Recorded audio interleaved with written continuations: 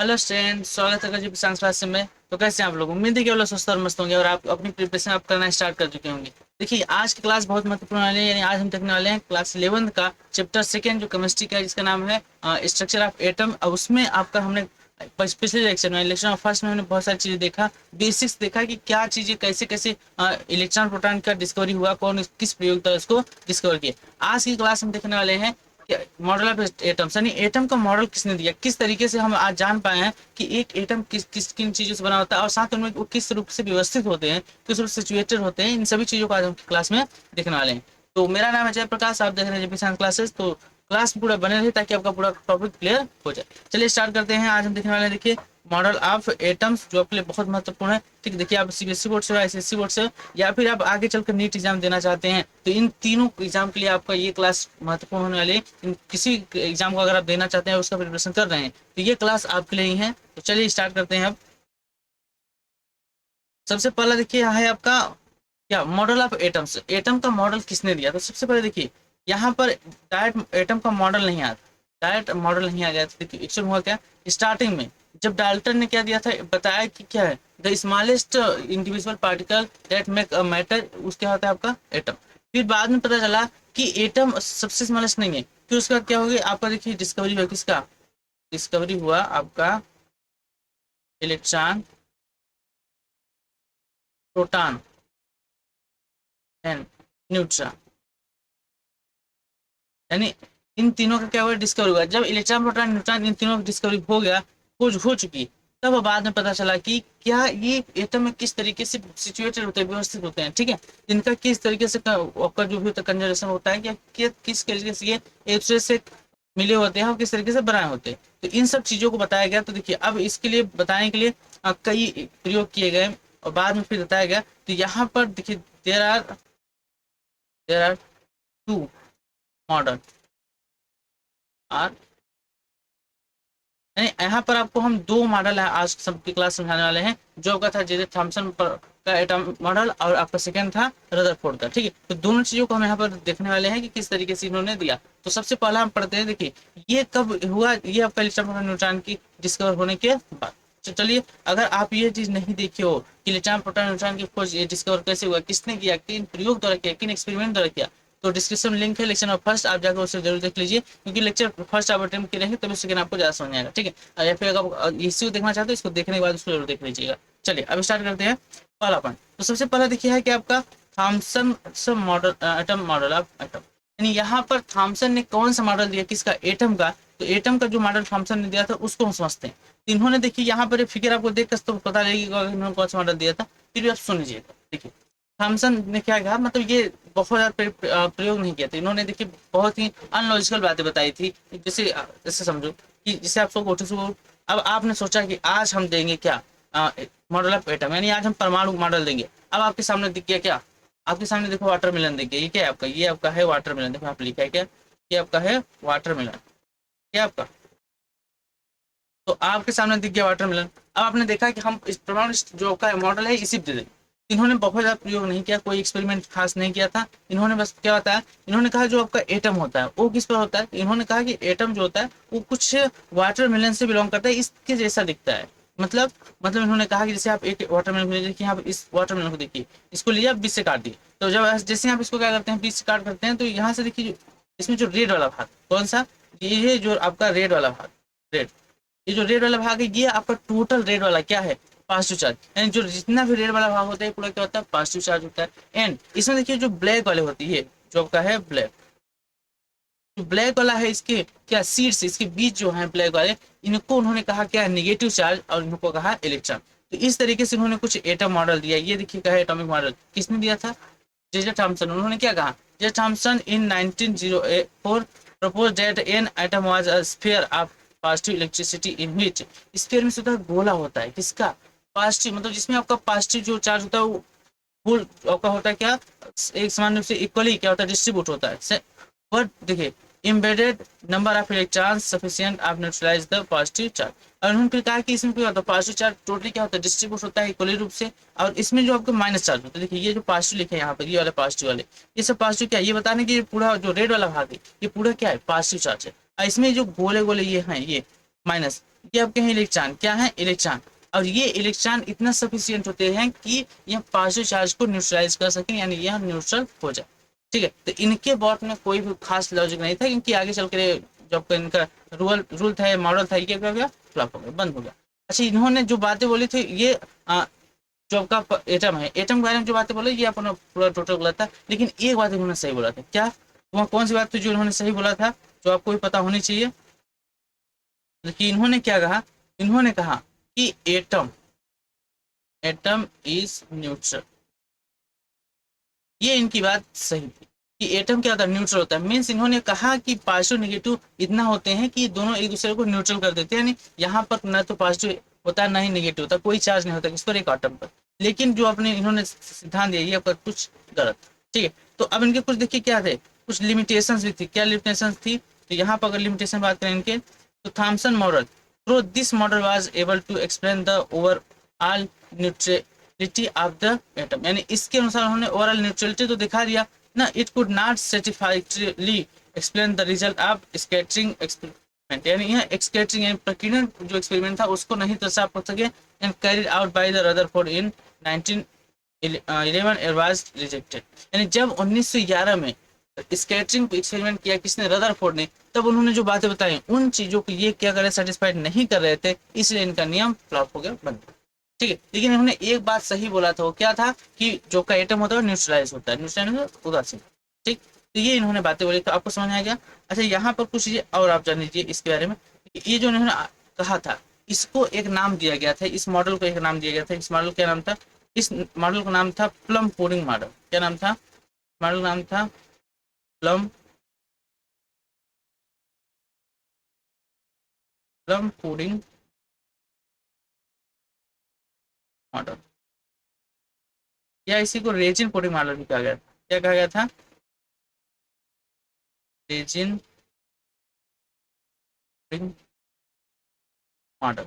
ये दो नाम दिया गया था, तो ये आपसे नाम पूछा सकता है कि जे थॉमसन द्वारा दिया गया जो एटॉमिक मॉडल था वो क्या था, या मॉडल ऑफ एटम को क्या था, उसका क्या नाम था, ये किसी और नाम से क्या जाना जाता है, तो ये आपका होगा यहाँ पर प्लम पुडिंग मॉडल, या फिर रीजन पुडिंग मॉडल, या बोल सकते वाटर मिलन मॉडल। ये वाटर मिलन मॉडल क्या था, तो इन्होंने कहा था, जिसको ओवरऑल अगर आप देखो क्या था, इन्होंने कहा कि जो आपका रेड वाला भाग होता है टोटल क्या होता है, पॉजिटिवली चार्ज होता है, जबकि उसमें आपका जो सीड्स होते हैं ब्लैक वाले वो आपके क्या होता है, टोटल नेगेटिव होते हैं, और ये नेगेटिव इस पॉजिटिव में क्या होते हैं, उपस्थित होते हैं ऐसे ही, और ये टोटली क्या हो जाते हैं, न्यूट्रलाइज बनाते हैं। ये बात इन्होंने कहा था, जो कि बाद में गलत सिद्ध हुआ। फिर स्कैटरिंग आप देखिए, Rutherford models nucleus of atom discover nuclear, यानी रदरफोर्ड ने अपना कुछ प्रयोग किया, एक्सपेरिमेंट किया, और उन्होंने न्यूक्लियर की क्या की डिस्कवरी की, खोज की, और इन्होंने जो मॉडल दिया था इस मॉडल को एक और नाम से जाना जाता है। ठीक है, इस मॉडल किस नाम से जाना जाता है, तो यहाँ पर इस मॉडल का नाम क्या जाना जाता है, तो इसको कहा जाता है अल्फा, क्या कहा जाता है, alpha particle particle scattering scattering scattering experiment x means इन्होंने अल्फा पार्टिकल्स का क्या किया था, स्कैटरिंग किया था, और इस एक्सपेरिमेंट को बाद उन्होंने बताया था, और दो चीजें उन्होंने बताया, फर्स्ट थिंग्स एटम का कौन था मॉडल जो वो आज भी लागू होता है। ठीक है, और सेकंड थिंग इन्होंने क्या बताया था, सेकंड थिंग बताया इन्होंने न्यूक्लियाई की डिस्कवरी की, एंड देखिए यहाँ पर इन्होंने किसका डिस्कवरी किया था, न्यूक्लियाई क्या, न्यूक्लियस की, इसमें कि इन्होंने बताया कि एक एटम के अंदर क्या होता है, न्यूक्लियस होता है, और उसकी डिस्कवरी इन्होंने ही की थी। अब इन्होंने क्या प्रयोग किया था उस चीज को हम समझते हैं। देखिए, इन्होंने सबसे पहली बात बोली, देखिए अब इन्होंने क्या क्या बातें बोली, सबसे पहले इन्होंने लिया क्या, तो देखिए इन्होंने अल्फा पार्टिकल की क्या लिया, स्रोत लिया, तो वो स्रोत क्या था, देखिए यहाँ पे लिखा है ना, ये सोर्स किसका, ये सोर्स है आपका अल्फा पार्टिकल का, या अल्फा रे बोल सकते हो, ठीक है, अल्फा रे बोल सकते हो, अल्फा रे।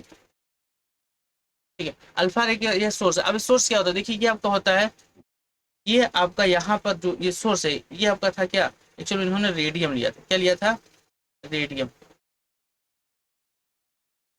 रेडियम जो कि क्या एक इलेक्ट्रो रेडिएक्टिव एलिमेंट है, इलेक्ट्रो रेडिएक्टिव तत्व है, जिसको उन्होंने लिया था किसने, रदरफोर्ड ने, और इससे अल्फा रे निकल रही थी, क्या निकल रही थी, अल्फा रे। अब इसको उन्होंने क्या किया कि एक बॉक्स के अंदर कुछ रखा जिसका नाम था, देखिए लिखा है क्या, कैलोमीटर सेल दिया, यही आपका याद रखिए लेड था, क्या था, लेड, लेड मीन्स पी। ठीक है, तो पी भी आपका लेड एलिमेंट का क्यों इसमें रखा गया, क्योंकि देखिए उनको क्या करना था, एक एक रे निकालना था, ठीक है, ओनली वन रे निकालना था, जबकि यहाँ पर निकल रहा है। तो अगर ऐसे उन्होंने ना लेते तो चारों तरफ निकल जाती क्या अल्फा रेस, तो उनका जो प्रैक्टिकली था, एक्सपेरिमेंट था, वो कंप्लीट नहीं हो पाता, उसमें क्या कुछ ना कुछ क्या आती डिफरेंशियल आ जाता। तो इसलिए उन्होंने क्या किया, इसको एक लेड में रखा। और लेड की खास बात क्या होती है, लेड की खास बात होती है कि जो रेडियो एक्टिव विकिरण होती है, रेडियो एक्टिव रेडिएशन होती है, उनको एब्जॉर्व कर लेते, उनको क्या करता है, एब्जॉर्व कर लेता है। यानी इसमें जो अल्फा निकल रही थी, उस सभी चारों तरफ से जो रिस्क निकल रहे थे, उन सबको क्या करे, एब्जॉर्व कर लिया, सिर्फ एक डायरेक्शन में इसको आने बाहर दिया, बाहर एक डायरेक्शन में आने दिया। तो अब एक डायरेक्शन आने गया, तो देखिए यहाँ पर क्या लिया इन्होंने, यहाँ पर इसको बुलाता है कि स्लिट, क्या कहा जाता है, स्लिट। देखिए ये स्लिट है, स्लिट में से यहाँ से सिर्फ एक रे जा रही है अंदर, ठीक है। और फिर उन्होंने लिया क्या, एक गोल्डन का फॉइल है, क्या लिया, गोल्डन फॉइल। अब देखिए गोल्डन फॉइल क्या होता है, गोल्ड का फॉइल क्या होता है, इन्होंने सोने की बहुत ही पतली पन्नी ली, सोने की बहुत ही पतली पन्नी ली, जिस पर इन्होंने अल्फा कणों को डाला। अब ये अल्फा कण जब इस पे से गए तो गुजरे, तो उन्होंने क्या किया, कुछ ऑब्जर्वेशन किया। ऑब्जर्वेशन कैसे किया, देखिए इस फॉइल के चारों तरफ उन्होंने क्या किया, एक क्या किया, यहाँ पर स्क्रीन लगा दी। ये आपकी क्या है, एक स्क्रीन है, जो किसकी बनी है, देखिए ये आपकी बनी है जिंक सल्फाइड की, जिंक सल्फाइड स्क्रीन लगा दिया। अब उसके बाद जब उन्होंने देखा कि इससे निकलने के बाद अल्फा कण, तो मैक्सिमम अल्फा कण क्या हो गया, देखिए सीधे चले गए, मैक्सिमम अल्फा कण क्या है, सीधे चले गए, ठीक है। अब इसमें से बहुत कम, मतलब मैक्सिमम, मतलब आप बोल सकते हैं कि 99.9% जो थे वो सीधे चले गए। उसमें सब जो आपके बचे उसमें से बहुत कम छोटे छोटे एंगल से, छोटे छोटे कोण से क्या है, आपका डिफ्लेक्ट हो गया। देखिए यहाँ से ये डिफ्लेक्ट हो गया, इधर हो गया, ये इधर चला गया, कुछ इधर चले गए, कुछ इधर आ गए, तो बहुत ही छोटे छोटे एंगल से क्या हो गया, डिफ्लेक्ट हो गए। तो इसी को उन्होंने अब पूरा निष्कर्ष के निकाला। देखिए मैक्सिमम क्या हो गया, सीधे निकल गए, उसमें बहुत कम छोटे छोटे एंगल से डिफ्लेक्ट हो गए, और एक दो आपका इसी मार्क पर यानी 180 डिग्री पर क्या हो गया, वापस आ गए। तो अब इन चीजों को उन्होंने देखा, एनालिसिस किया, अब फिर कुछ इसके क्या किया, कुछ बातें बताई जो परमाणु के लिए बहुत ज्यादा जरूरी थी, बहुत ज्यादा महत्वपूर्ण बातें थी, जो परमाणु उन्होंने बताया। अब उन्होंने क्या किया, देखिए सबसे पहले उन्होंने क्या बताया कि most of the particles 99% pass through of the foil without undergoing the deflection, यानी बिना एनी डिफ्लेक्शन को सीधे निकल गए, किससे, आपके जो गोल्ड फॉइल था उससे सीधे निकल गए, विदाउट एनी डिफ्लेक्शन, यानी कोई भी उनमें डिफ्लेक्शन नहीं आया। Few of a particle under went deflection through a small angle, ये आप ध्यान दीजिए, यहाँ पर क्या है, ये स्मॉल एंगल, ठीक है। तो एंगल तो है, लेकिन कैसा है, स्मॉल एंगल, बहुत ही छोटे छोटे एंगल से क्या हो गया, डिफ्लेक्ट हुए थे, और वो भी बहुत कम, ठीक है। तो वेरी फ्यू, ओनली 1 in 20, इन 20,000 में मात्र एक ऐसा था कि अगर 20,000 कण गए, उसमें मात्र एक पार्टिकल ऐसा था जो डिफ्लेक्ट हुआ back in example through an angle greater than 90, and 90 degree से जो अधिक एंगल पे था, वो 20,000 में से एक पार्टिकल बस वापस आया था। फ्रॉम दीज ऑब्जर्वेशन, यानी इससे उन्होंने कुछ और निष्कर्ष निकाले, कुछ और बातें बताई।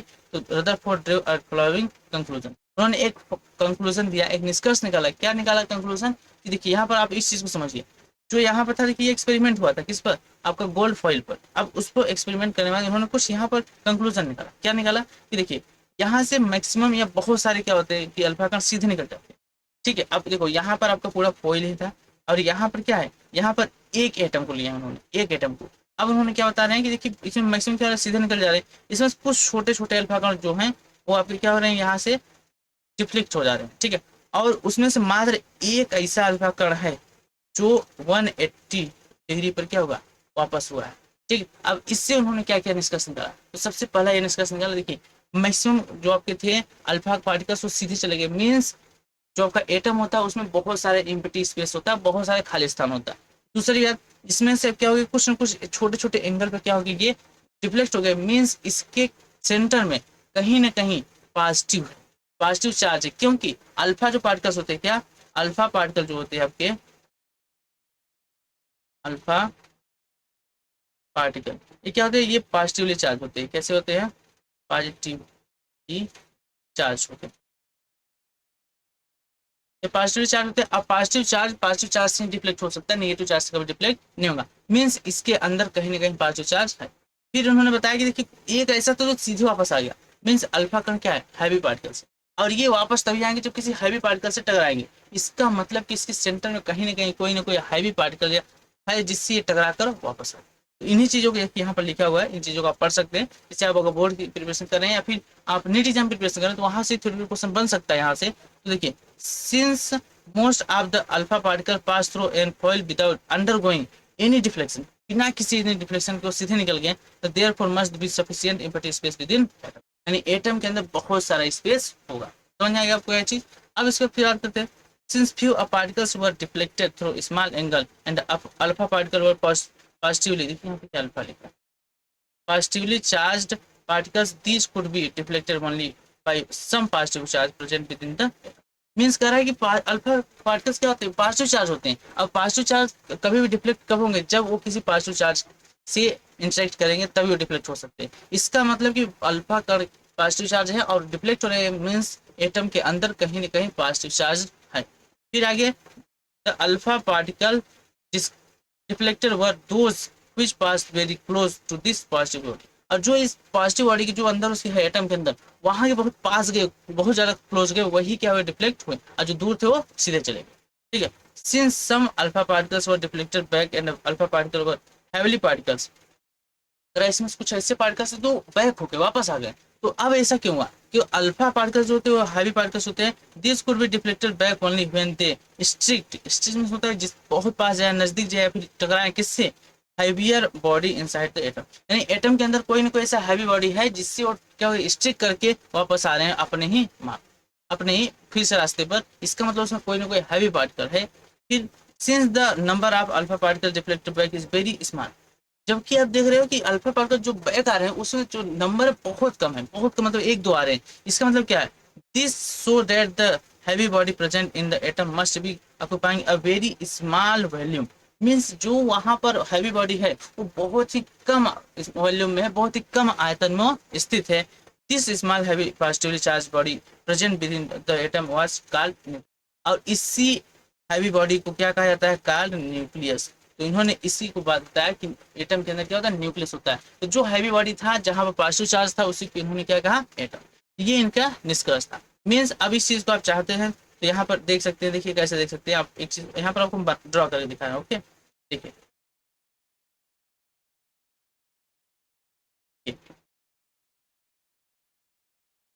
फिर यहाँ पर आपका,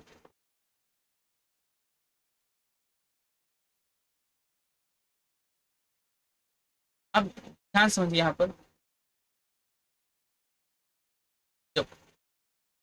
यहाँ पर अब है क्या एक्चुअल में, ये आपका जो है ये आपका है न्यूक्लियस। ये क्या है आपका, ये आपका है न्यूक्लियस। न्यूक्लियस जो आपका क्या है, पॉजिटिव चार्ज, कैसा चार्ज है, पॉजिटिवली चार्ज। ठीक है, ये अंदर अब बहुत ही छोटे से स्थान, बहुत ही छोटे से उस पर है। ठीक है, अब ये आपका क्या है, एटम। अब एटम और न्यूक्लियस में थोड़ा सा डिफरेंस क्या है, देखिए अगर बात करें इनकी रेडियस की, इसकी बात करें रेडियस की, तो देखिए ये आपका सेंटर हो गया, सेंटर से यहाँ तक के डिस्टेंस और सेंटर से यहाँ तक डिस्टेंस, ये आपका, इसको स्मॉल आर लिख देते हैं, इसको कैपिटल आर लिखते हैं। तो जो आपका कैपिटल आर है वो क्या है, तो यहाँ पर जो कैपिटल आर है वो क्या है, रेडियस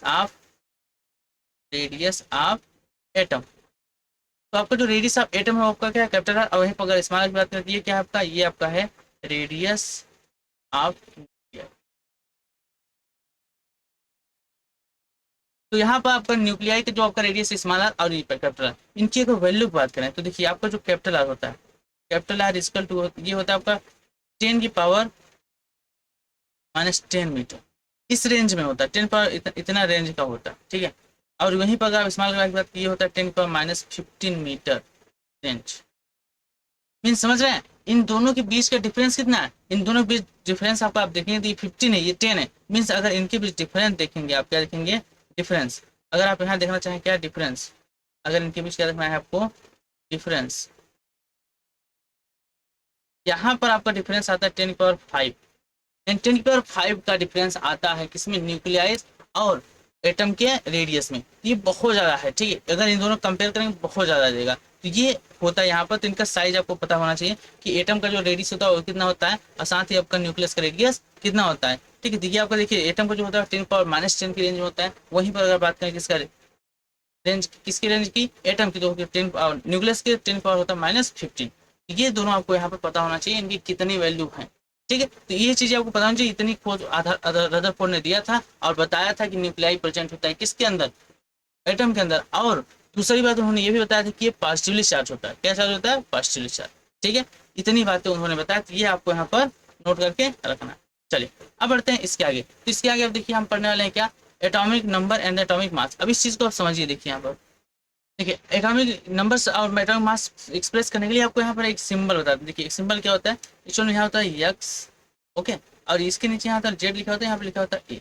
अब बात करते हैं कि यहाँ पर कौन क्या है, तो बात करते हैं अगर ए की, तो ए देखिए होता है, ये आपका होता है एटॉमिक मास, एटॉमिक मास, ठीक है।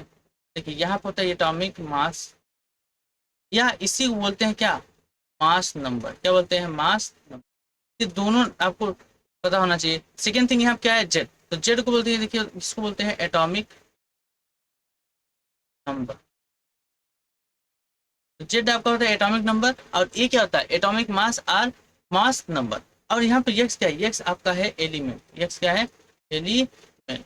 अब इसका एग्जाम्पल समझते हैं, इसका अगर आप एग्जाम्पल देखना चाहते हैं, देखिए एग्जाम्पल क्या हो, इसका एग्जाम्पल ये होता है, सपोज कीजिए यहाँ पर ये लिखा है एन ए, एन है आपका क्या, देखिए यक्स, यक्स आपका एलिमेंट है, एलिमेंट में एन आपका है, जिसका एटॉमिक नंबर होता है 11, एंड इसका एटॉमिक मास होता है कितना, 20। ये आपका क्या है, एक एटम है जिसमें आपका यहाँ पे लिखा है एटॉमिक नंबर, यहाँ पे लिखा है एटॉमिक, तो ये चीजें आपको एक्सप्रेस किया जाता है। अब यहाँ पर बात आती है कि इनमें क्या क्या चीजें प्रेजेंट होती हैं, जैसे आपने पीछे देख लिया कि इलेक्ट्रॉन होता है, और साथ में देखिए यहाँ पर जो इन्होंने बताया था, ये बाद में फिर बोहर ने बताया था, किसने बताया था, बोहर ने, कि इस चीज को और थोड़ा सा एक्सप्लेन उन्होंने किया, तो उन्होंने बताया कि इसमें इलेक्ट्रॉन भी क्या करते हैं, चक्कर लगाते हैं, और इसमें दो चीजें होती हैं, एक्चुअली एक प्रोटॉन होता है और एक न्यूट्रॉन होता है। ये बोहर ने बताया था, रदरफोर्ड नहीं बताया था। रदरफोर्ड ने क्योंकि जब एक्सपेरिमेंट किया था उस वक्त वहां पर न्यूट्रॉन की खोज ही नहीं हुई थी, क्योंकि ये एक्सपेरिमेंट उन्होंने कब किया था, ये किया था उन्होंने 1911 में, और जबकि आपका जो न्यूट्रॉन है, ठीक है, क्या, न्यूट्रॉन, न्यूट्रॉन का जो डिस्कवरी हुआ था, न्यूट्रॉन डिस्कवर्ड इन 1932, 1932 के बाद जब बोहर आया था तब उन्होंने बताया था कि जो आपका न्यूक्लियाई होता है, न्यूक्लियस होता है, उसमें प्रोटॉन न्यूट्रॉन दोनों होते हैं, और यहाँ पर आपका सिर्फ इलेक्ट्रॉन होता है, ठीक है। तो अब उसी बात पर यहाँ पर अगर एटॉमिक नंबर और एटॉमिक मास आपको देखना है, तो कुछ चीजें आपको बेसिक वो पता होनी चाहिए, क्या है वो, देखिए सबसे पहले ये कि यहाँ पर जो आपका जेड होता है, तो जेड आपका इक्वल होता है पी के, और ये इक्वल होता है ई के। मीन्स यहाँ पर आपको एक चीज समझना पड़ेगा कि अगर बात करें किसका, अगर बात करें हम एटॉमिक नंबर, तो जितना किसी भी एलिमेंट का एटॉमिक नंबर होता है उसमें उतने ही प्रोटॉन प्रेजेंट होते हैं और उतने ही इलेक्ट्रॉन प्रेजेंट होते हैं। सेकेंड थिंग यहाँ पर अगर बात करें आप क्या, कि ए आपका जो एटॉमिक मास वो कहाँ से आता है, एटॉमिक मास होता है प्रोटॉन प्लस न्यूट्रॉन। मीन्स अगर इसकी बात करें प्रोटॉन प्लस न्यूट्रॉन, मतलब यहाँ पर आप क्या समझ सकते हो, यहाँ पर ये समझ सकते हो एक चीज कि एटॉमिक जो मास होता है उसमें प्रोटॉन एंड न्यूट्रॉन होते हैं, तो प्रोटॉन एंड न्यूट्रॉन को ऐड करने पर आपका एटॉमिक मास निकलता है, और प्रोटॉन इलेक्ट्रॉन और जो आपका एटॉमिक नंबर होती है सदैव इक्वल होते हैं, किसमें, एक एटम में। इसी कारण जो आपका होता है, देखिए प्रोटॉन एंड इलेक्ट्रॉन इक्वल है, तो इसी रीजन से क्या होता है, जो आपका होता है एटम, एटम वो कैसा होता है, एटम आपका होता है न्यूट्रल, कैसा होता है, न्यूट्रल, क्योंकि जितना प्रोटॉन पॉजिटिव चार्ज होता है इलेक्ट्रॉन पर नेगेटिव चार्ज आता है। ये आपको बताया जा चुका है कि प्रोटॉन और इलेक्ट्रॉन पर जो चार्जेस होते हैं वो इक्वल होते हैं, यानी उनका मैग्नीट्यूड इक्वल होता है, but they are not equal, because एक पॉजिटिव होता है एक नेगेटिव होता है, लेकिन उनका मैग्नीट्यूड इक्वल होता है। तो ये सब चीजें हमने पहले लेक्चर में देख लिया था, अगर आपने नहीं देखा तो उसको जरूर एक बार विजिट कर लीजिए, ठीक है। अब यहाँ पर इन चीजों को समझते थे, यहाँ पर अगर हम बात करें किसमें, सोडियम में अगर आपसे बात करें तो जेड, इसका जेड मान कितना है, 11, मीन्स पी के मान में कितना होगा, 11, और यहाँ से अगर ई का मान पूछे तो भी कितना होगा। अब आपसे यहाँ पूछ लिया जाए कि न्यूट्रॉन कितने, देखिए अगर न्यूट्रॉन से पूछा जाए तो ए का मान आपको कितना दिया है, 23। तो अगर आप चाहो तो इसमें से निकाल सकते हो क्या, देखो ये हो जाएगा 23 इसकल टू प्रोटॉन आपका है 11 प्लस आपका न्यूट्रॉन निकालना है, तो अब इसको इधर कर देंगे साइड, क्या हो जाएगा 23 minus 11 equal to n, means n equal to कितना आ गया, 12। तो यहाँ पर न्यूट्रॉनों का जो नंबर है किसमें, सोडियम में, वो कितना होगा, 12, ठीक है। इस तरीके से आप इसको निकाल सकते हैं, किसी का भी एलिमेंट का हो आप निकाल सकते हैं, इलेक्ट्रॉन प्रोटॉन और न्यूट्रॉन। सपोज यहाँ पर एक एग्जांपल और आपको करवा देते हैं हम,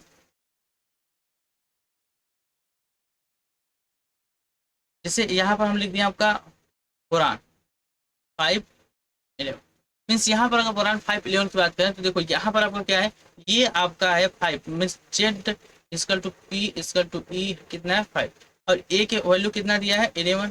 तो क्या आप यहाँ एन की वैल्यू निकाल सकते हैं, डेफिनेटली निकाल सकते हैं, देखिए कैसे, 11 इसकल टू 5 प्लस एन, और यहाँ से अगर एन की वैल्यू निकालेंगे क्या हो जाएगा, 11 minus 5 equal to 6, means n equal to कितना आ गया 6। यहाँ पे जो न्यूट्रॉन है वो 6 है, और आपका प्रोटॉन इलेक्ट्रॉन कितने कितने हैं, 5 है। तो इस तरीके से आप किसी भी एलिमेंट का निकाल सकते हो, इलेक्ट्रॉन प्रोटॉन और न्यूट्रॉन। इतनी चीजें आपको समझ आ गई, एटॉमिक मास क्या होता है, एटॉमिक नंबर क्या होते हैं। एटॉमिक मास आपका ये होता है, और एटॉमिक नंबर आपका Z। ठीक है, चले आगे। अब इसके बाद देखिए, अगर आप ये चीज समझ गए तो इसके बाद आपको बहुत महत्वपूर्ण चीज आती है, क्या? आइसोटोन्स। आइसोटोप्स। अब आइसोटोप क्या होते हैं? What is isotope? तो आइसोटोप मीन्स होता है क्या? देखिए, कुछ ऐसे एलिमेंट जब खोज हुआ बाद में, तो कुछ ऐसे एलिमेंट मिले जिनके एटॉमिक नंबर सेम थे बट उनके एटॉमिक मास अलग। तो एलिमेंट, देखिए आप इसको क्या लिख सकते हैं? आइसोटोप की अगर बात करें तो सिंपल ऐसे लिख सकते हैं, जिसमें क्या होते हैं, ठीक है, ऐसे एलिमेंट जिसमें क्या होता है, जिसमें अगर बात करें हम किसमें, तो आपका होता है atomic number. Atomic is same, में क्या होता है? Same, but atomic mass is different. मतलब एटॉमिक नंबर क्या है? सेम है, जबकि एटॉमिक मास का डिफरेंट होते हैं, तो उन एलिमेंट को क्या बोलते हैं? आइसोटोप बोला जाता है। क्या होता है? आइसोटोप। आइसोटोप को समझ आएगा आपको इसमें एटॉमिक नंबर, यानी एटॉमिक नंबर मीन्स आपको यहाँ पर जो जेड होता है वो होता है इक्वल। क्या होता है? इक्वल। बट आपका जो ए होता है इज नॉट इक्वल, मतलब यहाँ इक्वल नहीं होता। तो जेड आपका इक्वल होता है और ये आपका इक्वल नहीं होता। एग्जाम्पल की बात करें, देखिए आपको एग्जाम्पल यहाँ बता रहे हैं, कुछ कुछ एग्जाम्पल जो आपके लिए बहुत महत्वपूर्ण है। फर्स्ट 1H1, सेकेंड 1H3, ये आपका क्या है? देखिए हाइड्रोजन की क्या है? आइसोटोप है। हाइड्रोजन क्या है? आइसोटोप। इनका अलग अलग नाम भी है। आपको क्या नाम इनका पता है? डेफिनेटली आपको नाम पता होना चाहिए। देखिए इनका नाम क्या है? इसका इसका नाम है प्रोटियम। इसका नाम क्या है? प्रोटियम। इसका नाम है ड्यूटीरियम। ड्यूटेरियम। और इसका नाम है ट्रीटियम। ये आपका प्रोटियम, ड्यूटीरियम और ट्रीटियम, ये क्या है? ये आइसोटोप से किसके? हाइड्रोजन के। देखिए इन सभी में अगर बात करें एटॉमिक नंबर की, एटॉमिक नंबर सबका 1 है, बट इसका एटॉमिक नंबर 1, इसका एटॉमिक 2, इसका एटॉमिक नंबर 3। तो क्या इनके एटॉमिक नंबर अलग अलग है? तो ऐसे एलिमेंट जिनके एटॉमिक नंबर अलग अलग होते हैं, डिफरेंट होते हैं, बट उनके एटॉमिक, सॉरी, एटॉमिक मास जो होते हैं वो डिफरेंट होते हैं, बट एटॉमिक नंबर जो होते हैं सेम होते हैं, मीन्स वो क्या कहलाते हैं? आइसोटोप। ठीक है, समझ में आएगा। एक एग्जाम्पल और आपको देते हैं, देखिए यहाँ पर, जैसे यहाँ पर एक ये एग्जाम्पल है आपके लिए महत्वपूर्ण है, इसको याद रखें। देखिए जो क्या होता है? क्लोरीन 17, इसका दो आइसोटोप होता है, 35 एंड 17, क्लोरीन 37। ठीक है, अगर इसी यहीं पर आप बात करें किसका? कार्बन का, तो कार्बन देखिए 6 होता है, ये होता है कार्बन 12, 6 कार्बन 13 और 6 कार्बन 14। इसी तरीके से अगर नाइट्रोजन बात करें, नाइट्रोजन देखिए होता है 7, 14 और एक होता है 7, 15। ये आपके क्या है? एक दूसरे के आइसोटोप हैं। तो लगभग बहुत सारे एलिमेंट ऐसे होते हैं जिनके आइसोटोप हमने देखा, उनको देखा है, तो इसको हम इस तरीके से एक्सप्लेन कर सकते हैं। तो आपको आइसोटोप समझ आएगा कि जिसका एटॉमिक नंबर क्या हो? सेम, बट एटॉमिक मास अलग अलग, वो क्या होते हैं? आइसोटोप। इसी तरीके से इसका जस्ट अपोजिट, अब देखिए आइसोटोप का जस्ट अपोजिट होता है आपका क्या? आइसोबार। आइसोबार क्या होता है? इसका just opposite. Just opposite means क्या होता है? यहाँ पर देखिए, अगर इसकी बात करें, यहाँ पे जो एलिमेंट होते हैं, एलिमेंट वो कैसे होते हैं? ऐसे एलिमेंट होते हैं जिसमें क्या होता है? इसमें देखिए atomic number, atomic number are different and but atomic mass, atomic mass are equal. तो कुछ ऐसे एलिमेंट हैं जिनके एटॉमिक नंबर तो क्या डिफरेंट है, बट एटॉमिक मास क्या है? सेम है। तो जिनके एटॉमिक मास सेम होते हैं बट एटॉमिक नंबर क्या होता है? डिफरेंट होते हैं, उन्हें क्या कहा जाता है? एक दूसरे का आइसोबार कहा जाता है। क्या कहा जाता है? आइसोबार। जैसे एग्जाम्पल आप समझिए, यहाँ पर अगर यहाँ बात करें एग्जाम्पल की, किसकी बात करें? एग्जाम्पल, तो एग्जाम्पल यहाँ पर आप ले सकते हैं। देखिए आर्गन 18 इसका होता है, एंड कैल्शियम 20 इसका होता है 40। अब देखिए यहाँ पे क्या है? अगर एटॉमिक नंबर बात करें तो इसका एटॉमिक नंबर है 18, इसका एटॉमिक नंबर है 20, बट इनका एटॉमिक मास क्या है? इक्वल है, 44। यहाँ पर इनके एटॉमिक क्या इक्वल है? बिल्कुल इक्वल है। उसी तरीके से हम लिख सकते हैं, देखिए कार्बन 6, 14 एंड नाइट्रोजन। तो देखिए यहाँ पर इनके एटॉमिक नंबर क्या है? डिफरेंट डिफरेंट, बट एटॉमिक मास क्या है? सेम। तो ऐसे एलिमेंट जिनके एटॉमिक नंबर क्या होता है? डिफरेंट होते हैं, बट एटॉमिक मास क्या होता है? सेम होता है, उसे बोलते हैं आइसो। तो ये दोनों टॉपिक क्लियर हो गए। देखिए ये दोनों बहुत ज्यादा महत्वपूर्ण है, इनसे क्वेश्चन आते हैं, तो आपके बस पता होना चाहिए छोटे छोटे टर्म्स। इसी तरीके से हम दो और देख लेते हैं। अच्छा आप नहीं बताइए, आप कितनी चीज पढ़ चुके? आप जानते हो कि यहाँ पर सबसे पहले आप इलेक्ट्रॉन पढ़ते हो, चलो इलेक्ट्रॉन की बात हुई नहीं भी, प्रोटॉन पढ़ते हो। क्या पढ़ते हो? प्रोटॉन। और आप पढ़ते हो फिर न्यूट्रॉन, और क्या पढ़ते हो, देखिए इलेक्ट्रॉन प्रोटॉन न्यूट्रॉन। चलिए ये हो गया। अब यहाँ पर 3 पार्टिकल पढ़ते हो। आपने यहाँ पर पीछे देखिए क्या देखा, आइसोबार। आइसोटोप, आइसोटोप में क्या देखा आपने, एटॉमिक नंबर क्या था, सेम। एटॉमिक नंबर मीन्स आप ये चीज यहाँ पर और नोटिस कर सकते हो, अगर एटॉमिक आपका नंबर जो है, atomic number is equal, means आप क्या लिख सकते हो, means these element contain same protons। तो मीन्स इनमें जो प्रोटॉन की नंबर वो भी क्या होगी, सेम। क्योंकि आप जानते हो कि एटॉमिक नंबर आपने देखा अभी पीछे क्या, कि z equal to p. Means यहाँ से क्या आप देख सकते हो, यहाँ से आप एक चीज देख सकते हो कि अगर किसी का क्या जेड पी इक्वल है, मीन्स अगर उसका एटॉमिक नंबर इक्वल है तो प्रोटॉन भी इक्वल हो गया। तो ऐसे एलिमेंट जो क्या करते हैं, सेम नंबर आप क्या प्रोटॉन कंटेंट करते हैं, क्या बोलते हैं, आइसोटोप। उससे सेकंड थिंग आपने देखा आइसोबार। आइसोबार मतलब आपका यहाँ पर ए क्या इक्वल है। इसी तरीके से कुछ और चीजें होती है, जैसे आइसोटोन्स। आइसोटोन्स मीन्स क्या होता है, आइसोटोन्स में होता है the element that contain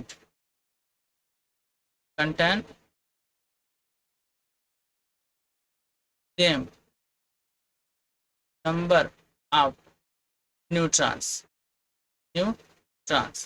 ठीक है, ये चीजें आपको पता होना चाहिए, same number of neutrons is called isotone. यानी ऐसे एलिमेंट जिनमें क्या होते हैं, जो आपके न्यूट्रॉन की नंबर होती है वो अगर इक्वल है तो वो एक दूसरे क्या होते हैं, आइसोटोन्स कहलाते हैं। एग्जांपल अगर आप बात करें किसकी, एग्जांपल देखिए, एग्जांपल में यहाँ आप ले सकते हैं क्या, यहाँ एग्जांपल आप ले सकते हैं बेरिलियम 4, और ये आपका कितना हो जाएगा, बेरिलियम 4 का होता है आपका 9, और फिर बोरान 5 का, ये नहीं होगा आपका। देखिए यहाँ पर आपका एग्जांपल में आएगा सोडियम 11, 23 एंड मैग्नीशियम 12 और 20। इनमें अगर देखा है क्या नंबर ऑफ न्यूट्रॉन, अगर नंबर ऑफ न्यूट्रॉन देखें तो डेफिनेटली आप निकाल सकते हैं, इनमें इक्वल आएंगे। देखिए अब आप निकालेंगे कैसे, तो आपको निकालना आना चाहिए। तो सबसे पहले अगर इसकी बात करें तो इसकी देखिए आपका जो आपका प्रोटॉन है वो कितने हैं, 11। ठीक है, और इसका जो आपका ए की वैल्यू दिया वो कितना दिया, 23। तो यहाँ पे न्यूट्रॉन यहाँ से निकाल सकते हैं कैसे, तो देखो न्यूट्रॉन बराबर आपको क्या होगा, ठीक, एक बार चलिए फार्मूला लिख देते हैं। ठीक है, देखिए ए इक्वल टू क्या होता है, पी प्लस एन। अगर यहाँ से यहाँ एन को आपको निकालना है तो पी उधर करना होगा। देखिए एन इक्वल टू आ जाएगा क्या, ए माइनस पी। कैसे, पी आप उधर कर देंगे माइनस हो जाएगा। इस फार्मूले से आप क्या कर सकते हैं, यहाँ से निकाल सकते हैं इस चीज को। ठीक है, इस फार्मूले से अगर आप निकालेंगे तो क्या होगा, देखो एन इक्वल टू ए कितना है 23 माइनस पी कितना है 11, मीन्स एन इक्वल टू कितना आएगा 12।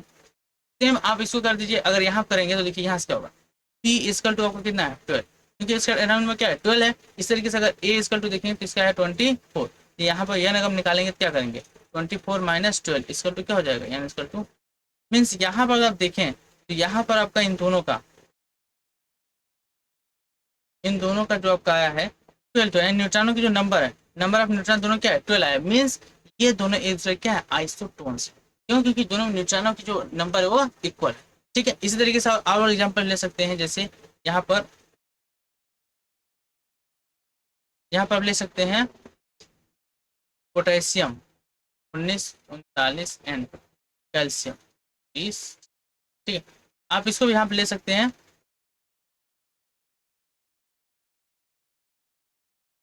इसमें अगर देखेंगे तो देखिए आप कैलकुलेट कर सकते हैं। चलिए आपको लिख देते हैं यहाँ पर जो न्यूट्रॉन्स होंगे, इसमें अगर बात करें जिसमें आपको होंगे 20, ऐसे में न्यूट्रॉन कितने होंगे 20। आप इसको कैलकुलेट कीजिए, वीडियो पास कीजिए, उसको कैलकुलेट कीजिए, क्या इतना 20 आ रहा ही नहीं, डेफिनेटली आपका आएगा। मीन्स ये दोनों क्या है, आइसोटोन्स। ठीक है, ये आपके क्या थे, आइसोटोन्स। एक लास्ट थिंग है जो आपको पता होना चाहिए, आप छोटी सी बात होती है इससे पढ़ लीजिए, आइसो इलेक्ट्रॉनिक्स। आइसो इलेक्ट्रॉनिक्स मतलब ऐसे एलिमेंट जिनके इलेक्ट्रॉन की नंबर क्या हो, इक्वल। यानी ऐसे एलिमेंट क्या हो जिनके पास same number of electrons, same number of electrons. यानी ऐसे एलिमेंट जिनके नंबर जो इलेक्ट्रॉन के नंबर वो क्या इक्वल हो, वो क्या कहलाते हैं आपके, वो आपके होते हैं आइसो इलेक्ट्रॉनिक्स। अब आइसो इलेक्ट्रॉनिक्स में आपको क्या क्या चीजें आती हैं, मीन्स जैसे आप देख सकते हैं यहाँ पर। तो अगर आइसो इलेक्ट्रॉनिक बात करें, जैसे यहाँ पर आप जानते हो, एग्जाम्पल ले लेते हैं। ठीक है, एग्जाम्पल देखिए ऑक्सीजन कितना था, -2 होता है, एंड नाइट्रोजन पर -3। अब अगर बात करें इलेक्ट्रॉन के नंबर, तो देखिए क्या इनमें इलेक्ट्रॉन इक्वल है या नहीं, क्या इनमें इलेक्ट्रॉन इक्वल है या नहीं। ध्यान दीजिए यहाँ पर देखिए ऑक्सीजन बात करें ऑक्सीजन कितना होता है 8, प्लस देखिए माइनस से इसका मतलब 2 इलेक्ट्रॉन और लिया है तो टोटल कितना हो गया 10। इसकी बात करें देखिए इस पर होता है 7, जितना एटॉमिक नंबर होता है आप अभी देखे थे कि जेड बराबर होता है पी बराबर ई, मीन जितना एटॉमिक नंबर वो उतना इसमें इलेक्ट्रॉन ऑलरेडी है, लेकिन माइनस चार्ज है इतने इलेक्ट्रॉन और ज्यादा है इसमें, तो 7 + 3 मीन्स आपका ये कितना हो जाएगा।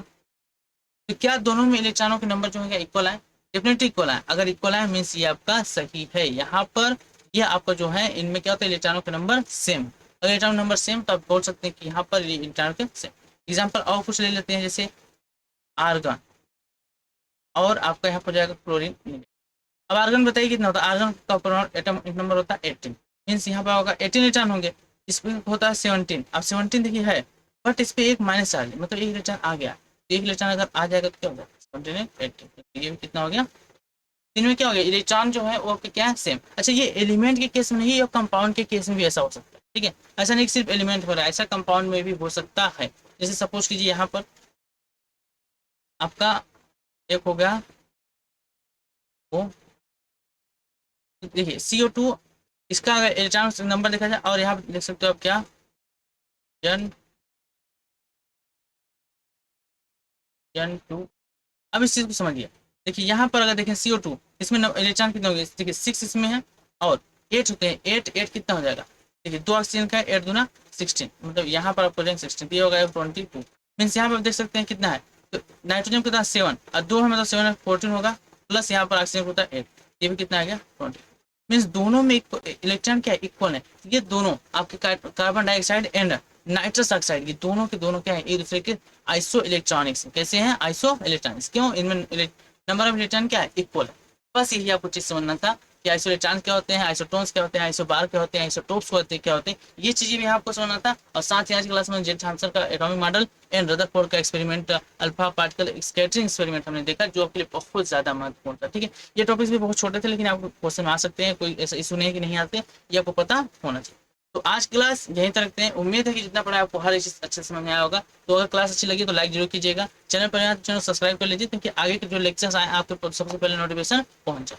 मिलते हैं नेक्स्ट लेक्चर में, तब तक के लिए पढ़ते रहिए। और अगर आपको पूरा PDF फॉर्मेट में चाहिए, देखिए टोटली फ्री आपको यहाँ अवेलेबल कराया जाता है हर एक चीज। अगर आप यहाँ पे डिस्क्रिप्शन लिंक है टेलीग्राम चैनल, वहाँ ज्वाइन हो जाइए, आपको हर एक चीज मिल जाएगा फ्री में टोटली, ठीक है। चल मिलते हैं नेक्स्ट क्लास।